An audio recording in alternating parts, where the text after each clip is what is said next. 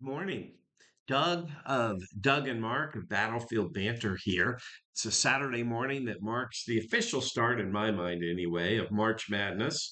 So I'm wearing my San Diego State Aztec cap, and I'm in front of my University of North Carolina Hall of Fame with a signed jersey from the 2005 National Championship team, framed by, well, you can't get them all in there, five Sports Illustrated covers of all the national championships in the modern era that the University of North Carolina has earned. Of course, I am a proud graduate of the University of North Carolina, 1985. Nevertheless, I'm here today because Mark is on vacation and out of town, and so my wargaming is severely restricted today.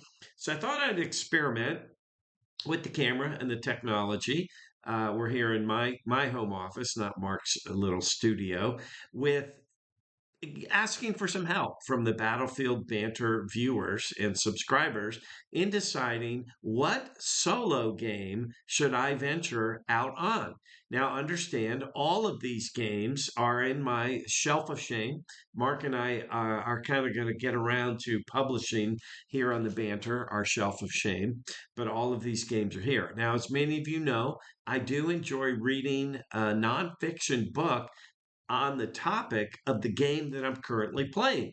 Mark and I just finished up our first round in Paths of Glory, and I'm reading Winston Churchill's 5 volume set entitled The World Crisis. So it just adds to my gaming. So I've identified 5 games that are solo and on my shelf of shame, and I ask you in the comments below to give me one, which of the 5 games should I choose to embark upon my solo career? And two, what's your favorite solo game? Maybe it's one that I don't currently own. So, why don't we start off with one? This game I just purchased probably a year or so ago. RAF. It's a John Butterfield classic, The Battle of Britain. It contains 2 solo versions. Eagle, which is you can play as the German player bombing Great Britain, and or you can play the Lion scenario. It also has a two-player version. I probably would favor the Lion one. That's where you are playing the few, the proud, um, they're defending London. Now, the book that I have for that would be The Battle of Britain by James Holland.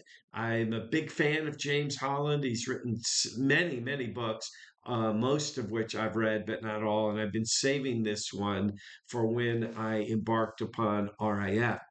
I present that one first because that's probably my subtle favorite, just because it's John Butterfield. I recently met him, Mark and I did, at the weekend at the warehouse last fall with GMT, but also because it's got a two-player variant. And so I might be in a situation, if I can kind of get my feet under me in the solo version, I could then teach Mark how to play the two-person version. So we'll see. Next up would be the Ted Racer product, I, Napoleon. I've heard a lot of great things about that game, and I'm kind of interested. All these games they're not in shrink because I always open the shrink and read the rule books or the designer notes and stuff like that. I'm kind of a geek that way. But I, Napoleon would be the third game that I'm thinking of choosing from. And then finally, 2 games, kind of the same system. The designer is Gregory Smith. Uh, the first game is Silent Victory. That's supposed to be great. Zilla Blitz, another YouTuber that I've met him at San Diego HistCon in November out here in San Diego. Great guy. I love his videos. You should check out his YouTube site, Zilla Blitz. He played a solo campaign on there that I plan to go watch, and there's a couple others out there. And so, maybe I'm repeating what others have done and likely to have done better, but you never know. But that's on there. And of course, I've got the book a classic in the genre by Clay Blair Jr., Silent Victory. I think that's where the name of the game took it from. Pretty thick book, but I would enjoy that. And then finally, my choice, again by Gregory Smith, The Hunters. There's also The Hunted. This is the early years of the World War II German U-boat campaign.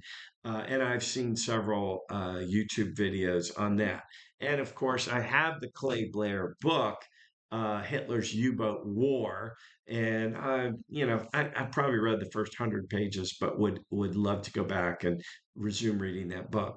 So five choices there. The two different versions of RAF, I Napoleon, the Hunters, and Silent Victory. So I would ask all of you to give me your input. Which game should I take on first? And then what are your favorite solo games out there? So with that, we'll close this one down. Have a great day.